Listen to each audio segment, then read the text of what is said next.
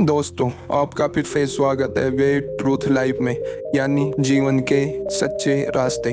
तो चलते हैं नई कहानी की तरफ। ऐसे कम ही गुप्त राज होते हैं जो हम दूसरों के कानों में पड़ने नहीं देना चाहते। अक्सर परिवार में अशांति का कारण हम स्वयं ही होते हैं। हम इस बात को देख पाए भले ना देख पाए, पर ये असल सत्य है, क्योंकि जाने अनजाने मूर्खतावश हम खुद ही अपनी वो बातें दूसरों को बता देते हैं जो हमें कभी नहीं बतानी चाहिए। और वही बातें जो जाने अनजाने हमने किसी दूसरे के सामने बता दी थी, वही हमारे दुख का कारण बन जाता है, वही हमारे झगड़े का कारण बन जाता है। और फिर बाद में हमें पछतावा होता है कि मुझे ये बात किसी को बतानी नहीं चाहिए थी। मेरी ही गलती हुई कि मैंने जाने अनजाने ये बात सभी को बता दी। इसीलिए आज की जो बौद्ध कहानी मैं आपको सुनाने वाला हूँ, उसे सुनने के बाद आपको 7 ऐसी बातें पता चलेंगी जो आपको कभी किसी को नहीं बतानी। ये जो 7 बातें हैं जो आपको किसी को नहीं बतानी, क्यों नहीं बतानी, इसके पीछे का तर्क भी मैं आपको दूंगा। और इन 7 बातों के अलावा अगर आपको लगता है कि कोई बात ऐसी है जो मुझसे छूट गई या मैं नहीं बता पाया, तो कमेंट सेक्शन में जरूर बताना। इससे पहले कि आप इस बौद्ध कहानी में खो जाएं, इस चैनल को सब्सक्राइब जरूर कर लें। तो चलिए कहानी शुरू करते हैं। एक समय की बात है, एक नगर में रिंकू नाम का एक युवक रहता था। वो युवक बहुत गरीब था, कुछ पैसा नहीं था उसके पास। 2 वक्त की दाल रोटी भी बड़ी मुश्किल से उसको नसीब होती थी। किसी काम की तलाश में दिन रात खोज करने पर भी उसे कोई काम नहीं मिल रहा था। फिर एक दिन उसने अपनी पत्नी के सामने अपनी सारी समस्या बता दी। उसने अपनी पत्नी को कहा कि मैं जिस जगह भी काम मांगने के लिए जाता हूँ तो हर कोई मुझे ये कहकर काम नहीं देता कि हमारे यहाँ काम की ज़रूरत नहीं है। मैं काम की तलाश कर कर के थक चुका हूँ।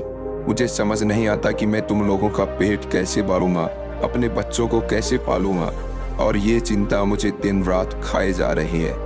ये सुनकर उसकी पत्नी ने कुछ सोचकर कहा कि तुम एक आदमी के पास एक बार ही काम मांगने के लिए जाते हो, और जब वो काम नहीं देता तो तुम दोबारा उसके पास जाते तक नहीं हो। अगर तुम्हें उनसे काम लेना है तो तुम्हें हमदर्दी जतानी होगी, तुम्हें उनसे हमदर्दी हासिल करनी होगी, अपनी गरीबी दिखानी होगी, ताकि वो लोग तुम्हारी मजबूरी समझकर तुम्हें काम पर रख लें। इसीलिए शर्म मत करो, उन्हें अपनी मजबूरी बताओ, अपनी गरीबी बताओ, और इसी उपाय से तुम काम पा सकते हो। ये बात रिंकू के मस्तिष्क में बैठ गई, और अगले दिन काम मांगने के लिए वो उसी सेठ के पास जा पहुंचा जहां पर वो पिछले दिन काम मांगने के लिए गया था। लेकिन इस बार उसने हाथ जोड़कर उस सेठ से प्रार्थना की, उससे विनती की कि वो बहुत गरीब है और उसे काम की बहुत आवश्यकता है। वो जो कुछ भी उसे देंगे वो उसमें संतुष्ट हो जाएगा, पर कृपया करके मुझे अपने यहाँ काम पर रख ले। उसकी ये हालत देखकर उस सेठ ने उसे अपने यहाँ काम पर रख लिया। वो रोज वहां पर काम पर जाने लगा। अंदर ही अंदर वो खुश तो था कि उसे काम तो मिला, लेकिन उसे वेतन दूसरे लोगों से कम मिलता था। वही काम जो दूसरे लोग कर रहे थे उन्हें ज्यादा वेतन मिल रहा था और इसे कम वेतन मिल रहा था।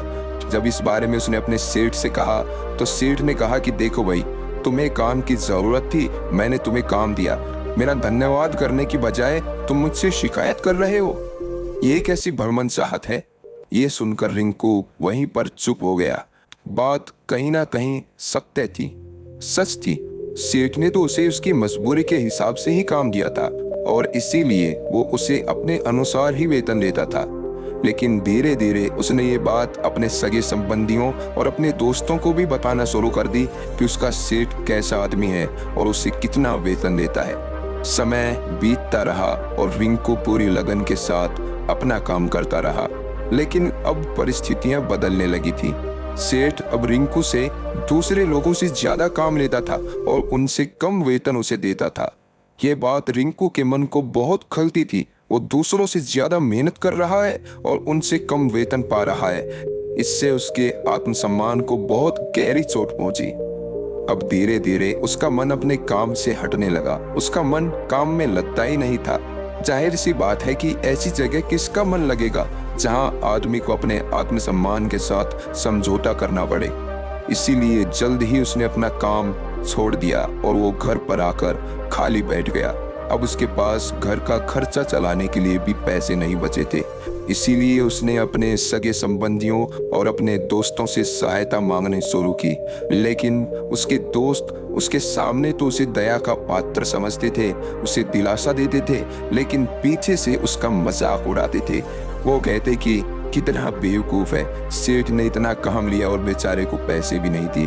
अरे हम इसको पैसे दे दें तो ये कल हमारा भी पैसा वापस कर पाएगा, इसकी ऐसी हालत है, काम तो इसके पास कुछ है नहीं, पैसा कहाँ से लाके देगा। और इसी वजह से रिंकू की हालत दिन ब दिन खराब होती जा रही थी। अब वो दिन रात तनाव में रहने लगा था। वही दोस्त, वही सगे संबंधी जो उसके अपने होने का दिखावा करते थे, वो उसे दया का पात्र समझ रहे थे। उन्हें उसके ऊपर तरस आ रहा था। सब लोग आकर उसे ज्ञान तो बहुत देते थे, लेकिन कोई सहायता नहीं करता था। और अक्सर ऐसा ही होता है, ज्ञान देने वाले तो बहुत मिल जाते हैं, लेकिन मदद करने वाले, उंगली पकड़कर, हाथ पकड़कर आगे चलाने वाले कितने लोग मिलते हैं। एक दिन उसे पता चला कि पड़ोस के गांव में एक बौद्ध भिक्षु आया हुआ है जो बहुत ही ज्ञानी है। रिंकू इतना तनाव में था कि उसे कोई रास्ता नजर ही नहीं आ रहा था। इसीलिए जाने अनजाने वो उस बौद्ध भिक्षु के पास पहुंच जाता है। वहां पहुंचकर वो सीधे उनके पैरों में गिरकर रोने लग जाता है। वो रोते रोते उन्हें अपनी सारी परिस्थिति बताता है।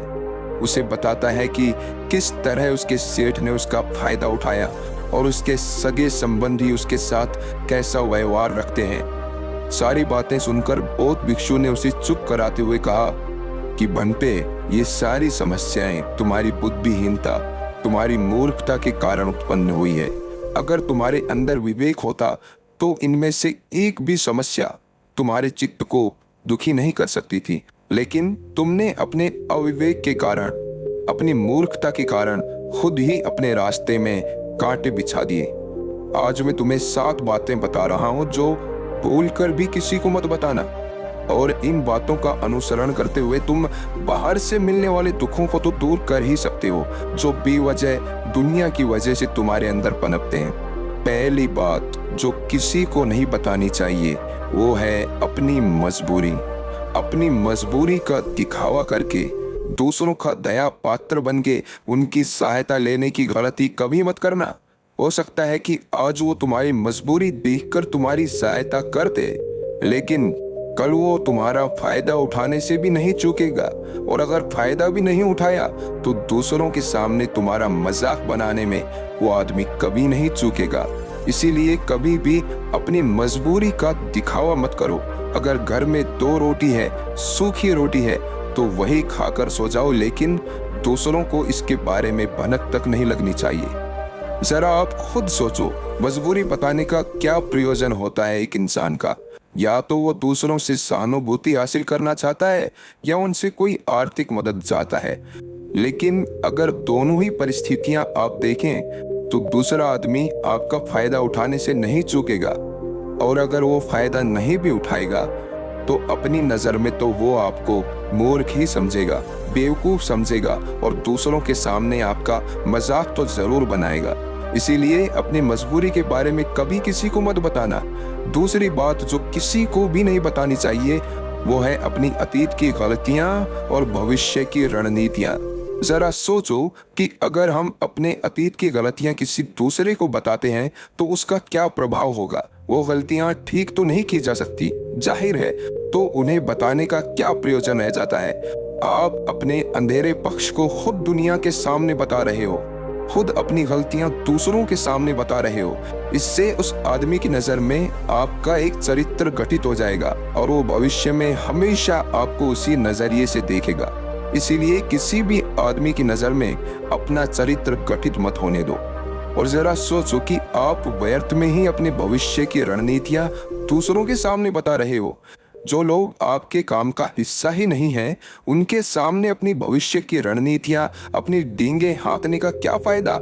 वो लोग आपकी सहायता तो नहीं करेंगे, लेकिन आपकी भविष्य की रणनीतियों में बाधा जरूर बन सकते हैं। आप खुद अपने विवेक का इस्तेमाल करिए और सोचिए कि आपके साथ भी ऐसा हुआ है कि आपने अपनी भविष्य की रणनीति किसी को बताई हो और वो कामयाब ही ना हुई हो। जरूर हुआ होगा, जरा गौर से सोचिए। तीसरी बात जो किसी को नहीं बतानी चाहिए वो है अपने घर की बातें। जो भी हमारे घर के अंदर आपस में बातचीत होती है, हमारे माँ बाप के साथ, हमारी पत्नी के साथ, हमारे बच्चों के साथ, वो बातें परिवार तक ही सीमित रहनी चाहिए। अगर आप इन बातों का दूसरों के सामने ढिंढोरा पीटते हो तो दूसरों को आपके घर में घुसने का एक मौका मिल जाता है और वो इसका फायदा उठाने से कभी नहीं चूकेंगे। वो आपके परिवार के सदस्यों को आपसे दूर लेकर जाने की कोशिश करेंगे। अक्सर ऐसा होता है, हम समाज में देखते हैं कि हम अपने घर के झगड़ों को कम करने के लिए उन झगड़ों को अपने पड़ोसियों और दूसरे सगे संबंधियों को बता देते हैं, लेकिन इससे आपको सहायता कभी नहीं मिली होगी, बल्कि आपके घर के लड़ाई झगड़े और ज्यादा बढ़ गए होंगे और वो जाहिर है वो बढ़ेंगे। अगर आप अपने माँ बाप की बात दूसरों को बताएंगे तो आपके माँ बाप को बुरा लगेगा ही कि हमारा बेटा हमसे बताए बगैर दूसरों को ये बातें बता रहा है। इसीलिए अपने घर की बातें और अपने घर की लड़ाई झगड़े किसी के सामने मत बताना। अगली बात जो मैं आपको बताने जा रहा हूँ, जो किसी को नहीं बतानी चाहिए, वो सुनने पर बहुत अजीब लग सकती है, लेकिन उसका सत्य भी मैं आपको एक तर्क के माध्यम से दूंगा। मैं कहता हूं कि अपनी आमदनी किसी को मत बताना। अब अपनी आमदनी ना बताने के पीछे क्या प्रयोजन हो सकता है? जरा सोचिए कि आप अपनी आमदनी अपने दोस्तों को बता देते हैं, तो जब आपके दोस्तों को जरूरत पड़ेगी तो वो सिर्फ आपको ही याद करेंगे, क्योंकि उनको पता है कि अगर आपकी आमदनी ज्यादा अच्छी है तो आप ही उनकी मदद कर सकते हैं और इसीलिए ज्यादा लोग आपसे सहायता मांगेंगे। और जब आप उनकी सहायता नहीं करेंगे तो वो सोचेंगे कि इस आदमी के पास पैसे हैं, मेरी सहायता कर सकता है, लेकिन ये सहायता कर नहीं रहा है। और इसीलिए आपकी आमदनी आप दोनों दोस्तों के बीच एक झगड़े का कारण हो सकती है। कम आमदनी होगी तो लोग मजाक उड़ाएंगे और ज्यादा होगी तो सहायता मांगेंगे। तो अपनी आमदनी बताने का कोई प्रयोजन नहीं है। अगली बात जो मैं आपको बताने वाला हूँ उसे अपनी गांठ बांध लेना और किसी को ये बात मत बताना। अपनी कमजोरियां और अपनी ताकत।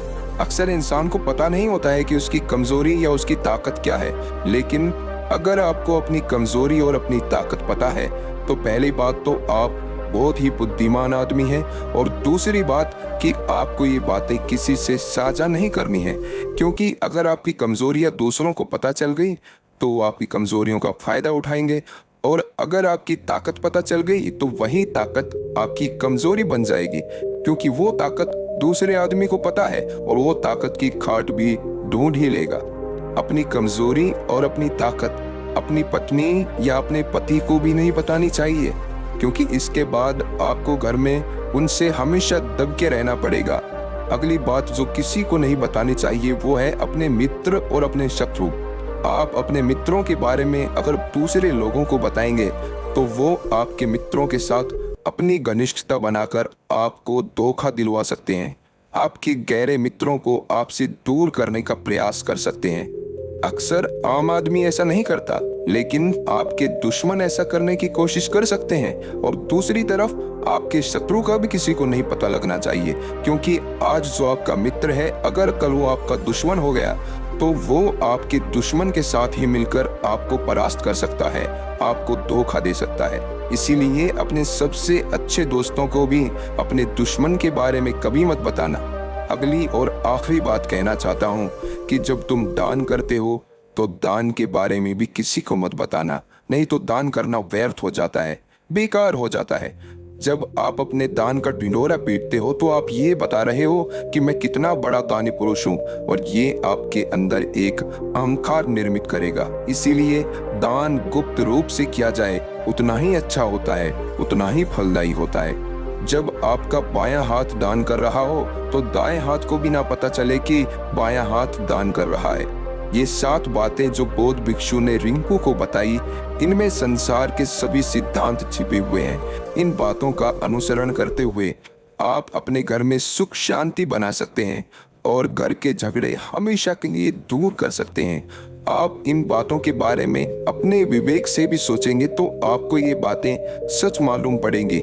और हमारा कहानी सुनाने का मकसद यही है कि आपका विवेक जागृत हो, आप खुद उन बातों के बारे में सोचें जो हम आपको बता रहे हैं, और अगर हम गलत हैं तो आप कमेंट सेक्शन में वो बात जरूर बताएं जिस पर हम गलत हैं। और इनके अलावा भी अगर आप कुछ जानते हैं तो उन बातों को भी कमेंट सेक्शन में जरूर डालें। तो दोस्तों, कैसी लगी आपको ये कहानी कमेंट सेक्शन में ज़रूर बताना, और अच्छी लगी तो इस चैनल को सब्सक्राइब ज़रूर कर लेना। तो मिलते हैं अगली कहानी में, तब तक के लिए अपना ख्याल रखें।